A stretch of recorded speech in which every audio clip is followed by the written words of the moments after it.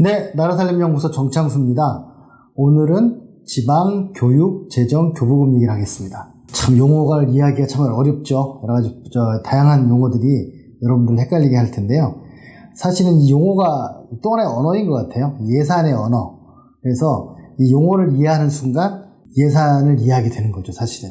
그래서 용어가 이해되면 거기서 시작되기도 하긴 하겠지만 제가 볼 때는 용어를 이해하는 게 절반인 것 같아요. 시작이 반인 것처럼.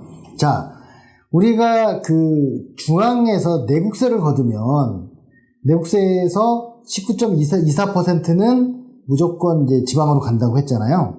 그런데 또 다른 돈이 있어요.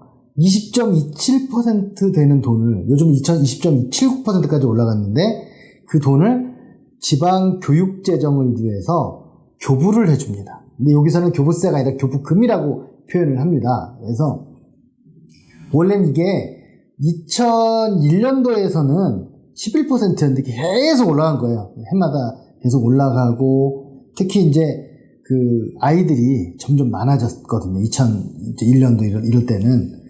참고로 우리나라가 가장 많이 출생한 사람들이 있는 해가 언제냐면 58년 개띠가 아니고 1971년생입니다. 58년 개띠분들은 굉장히 그럴 리가 없다고 막 주장하는 분들이 있는데 좀 아니에요. 이게 잘못 알려진 사실이고 제가 강의할 때도 보면 어떤 분도 화까지 내시더라고요. 무슨 소리야 58년이 그러는데 학자들 얘기에 의하면 사람들은 항상 자기 때가 가장 어려운 때라고 착각을 한다고 합니다. 그런데 여하튼 그 이후에 71년생이 이제 학교를 다니다가 다음에 쭉 71년생이 105만 명이 태어났는데 쭉 줄었다가 이제 한 70만, 60만, 50만 팍팍팍 줄었다가 다시 늘어난 때가 언제냐면 91년생부터 96년생까지가 다시 70만 명대로 늘어나요. 그래서 이거를 에코세대라고 합니다. 제2 베이비 부모 세대라고 하죠.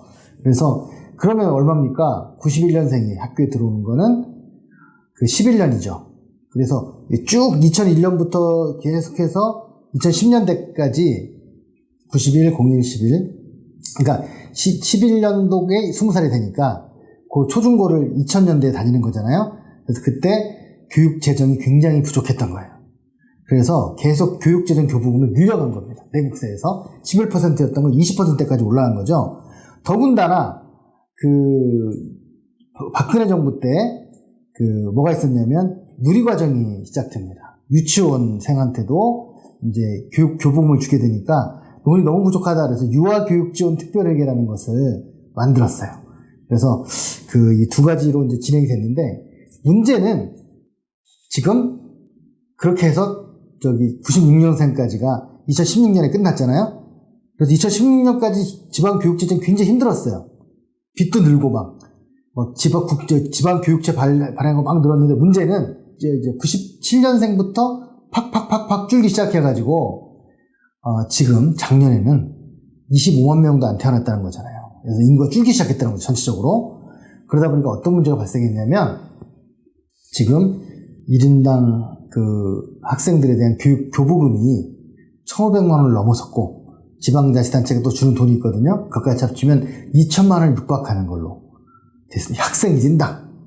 그래서 이거를 지금 헐자고 하는 논의가 이걸 좀 다른 데도 쓰자. 그래서 대학에도 쓰자. 저 같은 경우는 대학도 써야 하지만 지방자치재정과 합쳐가지고 좀 평생교육까지 가야 된다라고 좀 주장을 합니다. 그런데 이제 아직까지 교육이 중요하지라고 생각하는 분들은 어찌됐든 간에 그걸 지켜야 한다고 하는 분들이 있어서 의견이 굉장히 지금 섞이고 있어요. 그래서 제가 하는 말이 무조건 옳다고 얘기하는 건 아니고요. 제 의견이 그렇다는 얘기입니다. 그래서 그렇게 지금 진행되고 있다는 거고, 요번에 윤석열 정부 들어가가지고 오늘 이제 개정이 돼서 교육재정 교부금 말고 또 플러스 알파가 있었어요. 그게 뭐냐면 교육세가 있었습니다. 교육세를 일단은 대학에 지원하는 특별회계로 바꾸는 것으로 결정이 돼서 내년부터는 교육세가 이제 일부 전체 교부금에 비하면 한 10% 정도 되는데 그걸 일단 가능으로 되어 있습니다. 그래서 지금 여하튼 지방교육재정 교부금은 계속해서 늘어왔다. 그리고 학생은 계속해서 줄어왔다. 그걸 이제 말씀드리겠습니다. 2020년에 20.79%까지 이제 올라가 있는 상태고요. 이게 똑같아요. 이 교부세하고 똑같이 지방교육지정 교부금은 20.79%를 떼어서 교육청에 주는데 그 중에 97%는 보통 교부금이에요. 똑같이. 그래서 97%는 그 지방교육청의 재정 수요에 맞추어서 그 재정 수요를 채워주는 걸로 진행을 하고 있고요. 다만 제주도만 1.57을 고정해가지고 받는 것으로 되어 있습니다. 그리고 그 97 빼고 나머지 3%를 특별교부금이라고 해가지고 지원을 하는데, 지난번에 제가 어떻게 얘기했습니까? 지방자치단체 주는 지방재정교부세는 재난 관련해서 50%, 그 다음에 지역 현안 40%, 국가시책 10%라고 했잖아요. 교육청은 그렇지 않습니다. 좀 달라요. 교육청은 재난은 10%. 왜냐하면 지방자치단체는 재난이 발생하면 지자체 면적 전체에서 일어나는 일이기 때문에 50을 하는 거지만 교육청은 학교에만 일어나는 일이니까 아무래도 좀 적겠죠? 10% 딱 하고, 그 다음에 뭘 하냐면 지역 현안도 30%만 했어요.